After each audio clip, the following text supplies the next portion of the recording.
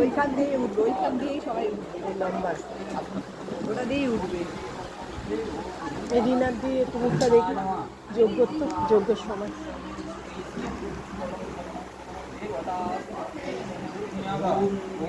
ও ধুতি পরেছে। কে? ছেলেটা। ওই ধুতি টাইপের যে প্যান্টগুলো হয় না, সেইগুলো।